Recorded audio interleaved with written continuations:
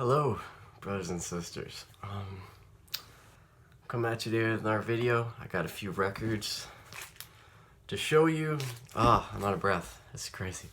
I just got done shoveling. We had a big snow, so it was like a few inches probably. So I just got back from that. But I'm making this video to I'm just this is so sad. Let's talk about negativity. I want this to be pushed towards my brother Dan, because there's a lot of negative tension in him, a lot, and I see that, and I don't blame him. I don't. Our family's gone through a lot of shit. I understand. But he has a lot of negative energy in him. A lot of anger, a lot of hate. Some of it he knows, and some of it he doesn't know. We've been through the divorce with my dad. He doesn't really remember that, but I think that's some tension because he doesn't know, he doesn't remember. There's tension with Dave, between him, especially with him. There's a lot of tension there. I don't blame him for that either. That's very valid. It's a very valid reason, for sure, the events that led up to this. And just events in recent events, I guess. I know I'm kind of trying to beat around the bush here. But I want to make this for him. I hope he sees this. I hope that he hears me out, because, man, we've been through a lot of stuff. We have been. I've been through a lot of stuff. And I hope that my words can help you. I hope that they can save you. I hope that they can help you find yourself, find where you need to go in this life's journey. To find your calling. I feel like that's some tension too, because he really doesn't know what he wants to do at this point. He wants to be in education, maybe a teacher, but that's still undecided. Life is undecided, so there's tension. But let me tell you where I'm coming from, Dan, because it's what I like to do is I like to give examples to help people through different situations, to make them, it's easier for them to picture a situation that way, because we can relate now, not just me speaking down to somebody that I've never been in, have been in this situation. Remember when I was with Evie? Remember that?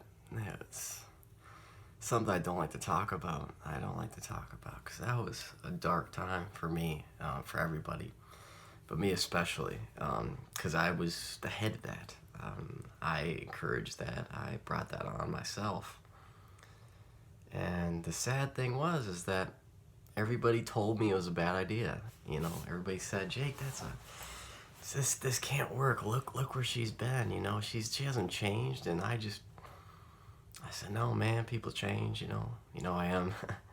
I let my doors open too wide, and it was bad. It was horrible.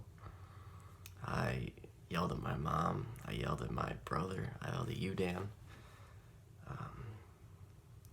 I swore at my mom. I almost got my car taken away. I almost got kicked out of the house. It just wasn't enough for me. I thought that I was on the good side, and that everyone else just didn't understand me. They didn't get it, They don't understand. They've never been through this, But, the thing I said, the breaking point for me was, and Dan, this is just an example. There's a breaking point for everybody, but it doesn't need to be in this situation or a person, or it can be in a person or an event or something that you see. But for me, the breaking point where I saw all that was with Mitch. Because we went on this walk together with Gracie, just a normal day. He hung out with us, and we had to take Gracie for a walk. We just went around the block super quick, nothing crazy, And we were talking just about gaming stuff, the stuff that we always do. And he actually said to me, he said, Jake, I don't like who you are right now. I don't like who you become. I don't like what I see in front of me. He said, you pushed everybody out that believed in you. You pushed everybody, your family, your friends, your brothers, and you pushed me out. You pushed me. And that was the straw that break the camel's back right there for me, because I thought anybody would be the one that would always be on my side no matter what. If I was right or wrong, he would always stand with me. But I thank God for him. I do, because that brought a perspective. That was scary. That was very scary when he left, and I went up to my room. I just sat and thought for a long time, because at that very moment, brothers and sisters, I was in a point where I had nothing. I had nothing. Absolutely not. It was all gone. And I always said, you don't know what you have till it's gone, and that's fucking true. That is fucking true, brothers and sisters. Because I sat in that room, I felt so alone. It was, God, it sucked. It sucked. I saw it. I finally saw it. I finally saw everybody I hurt, everybody I pushed away, everybody that tried to help, everybody that wanted to talk to me. And I just put up my walls. I said, you guys don't fucking care. You don't get me. You'll never understand. You were wrong. And I pushed everything out, everybody. My family, friends, everybody. And then Mitch. And that was the final straw for me. And I looked behind me and I saw all of this destruction that I caused, and it was horrible. I cannot describe to you what I felt. That was the lowest point in my life. I can guarantee you that right now. It was the lowest I've ever felt, ever. Because I felt like a fucking failure. I'm an asshole. That's why I had suicidal thoughts, like, why am I here? Look what I did. I pushed everybody out. Why? What is my purpose? What is my purpose in this life? To hurt people, But I finally cut that relationship off. Even I've had to do, it's still hard for me to do. Because I always see the good in people, no matter where they're at, That was tough. But it helped me. It helped me to see what I had this whole time. My family was always there. Mitch was always there. My brothers were always there. Dan, you were always there. But I was stupid. I was stupid. I put up my blinders. I said, screw you guys. You don't understand me. But in fact, they did. They did. You all understood what I was going through. And I was the one who was on the wrong side. And the fact that people say, the world is so negative. It's so full of violence and hate and racism and a whole bunch of stuff, war. You may say, how can you see the good in that? How can you see the grass on the other side of this horrible wall? It took me a long time to see it. And meditation has helped me tremendously see more of myself and more of other people. So whenever a situation arises that upsets me, I take a step back and I think to myself, why am I angry at this? And usually you would think, Dan, that you would want to push that out. Don't think about it, but that makes it worse. You need to just sit with that. You need to sit with it and look at it a different way than you normally would. Like at the event like we had before, you got super upset with Mom and everything else. And I understand, it's stressful. I get it. But, what I do is I just take a step back and I think in my head to myself, I say, why does this piss me off? Why does this is so stupid? This little thing here, that's what's making me mad. And it's taught me that you can't push it out. Like with my depression, I can't make that go away no matter what I do. But I can see it differently. I can see the good side of it. I can see what it's brought me to at this point, and make me thankful for what I have. And I just hope you find that, brother. I do. I hope that you find your calling. I hope you find your way out. And I hope these words helped you. That you don't have to see negative all the time. There is positive to this. It takes a lot of mind power to see it, but it takes time. It does. It took me a lot of time to figure out, but I really hope that you can find that in yourself, and that you can find yourself and where you need to be at, and you can look back at everything you have, and you can be so thankful that you have a roof over your head, you have the lacrosse stuff, you have video games, you have a nice bed to sleep in, you have a family that loves you. And because, brother, I was in the spot where I thought, all you guys are wrong, I was right, and I pushed that all away, and then I finally saw what that was. And it was the lowest feeling I've ever felt in my life. But that was the turning point that changed me into this very easygoing, laid-back person I am. And when someone's angry, or if someone is going through a tough time, usually people say, oh, he's such an asshole to people, such a jerk. That's normal, but I see it differently. I say, well, I wonder what happened. I wonder what happened to that person. There's stuff that going on in a relationship, stuff at home, family, something that he saw.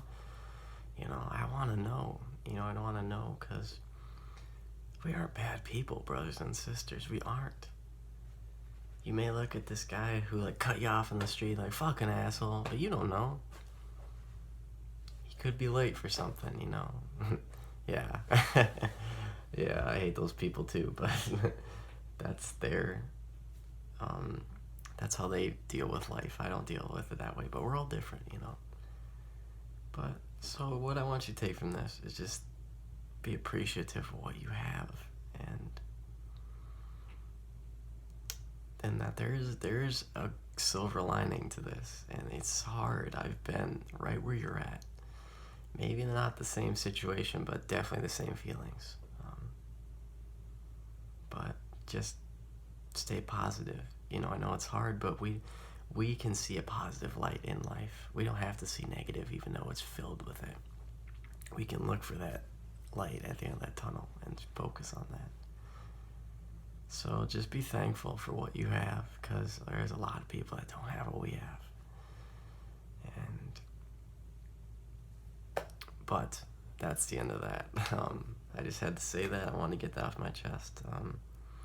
But I have some records to show you. Vinyl Me Please sent me a whole bunch of stuff here, guys. There's a whole bunch of stuff. One I still need to open, which I haven't yet, which is very rare of me to do. But let's see. I got this recently. I went out in the world and acquired this. I've been wanting this for quite a long time. I just never got a chance to get it. But it's Love by the Beatles, the Cirque du Soleil. I saw that when I was in Vegas. It was great. It was a great show. It was very good when I went. It's cool because they give you this book too. It's huge. It's got a whole bunch of pictures and stuff. This is great. This is really cool. A bunch of stuff in here. Just stuff from the show. I mean, just fantastic. It's so cool. I picked this up at the Fetus, so I'm like, oh, I've always wanted that, So here it is. It is a gatefold too, if you guys want to see that. Very, very cool. Very cool. So double LP, good stuff. Next, we got a classic here, guys. A classic Pearl Jam 10. Had to pick this one up. I think the remix, the reissue of it. This is the original. This isn't the O'Brien remix, but this is 180 gram vinyl. Great pressing. Sounds amazing. Next we have Jazzmatazz Volume 2 by Guru. Great hip hop.